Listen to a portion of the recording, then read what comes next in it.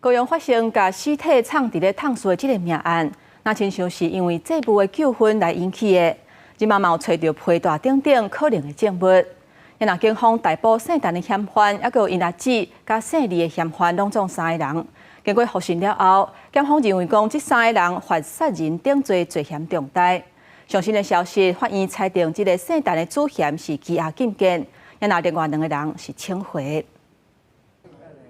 高雄高山美术东路郭富军发生藏尸命案，警方接到姓陈的嫌犯因老母报案，到场了发现死去的死者坐倒伫咧衫橱仔内面，头甲骹拢互底下落掉的，随家人也搁伫咧厝内姓陈的嫌犯逮捕。停留在这个屋内的陈贤就及时逮捕，现场采证后，那我们查扣了疑似作案的皮带、凶器，还有毒品跟吸食器，目前我们正紧急送验比对中。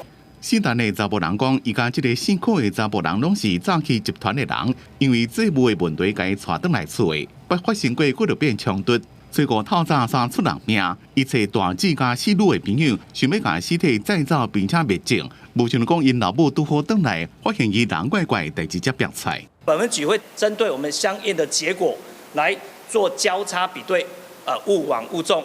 那这个案子侦办后，我们将以杀人罪嫌，还有我们的毁损尸体跟湮灭证据，移送高雄地检署侦办。警方伫初7早起也逮捕姓陈的嫌犯，以26岁大姊，也有姓吕的嫌犯。同时查到目着废裂的皮带，怀疑就是凶器。警方认为3个人犯杀人等罪嫌，向法院申请羁押禁见。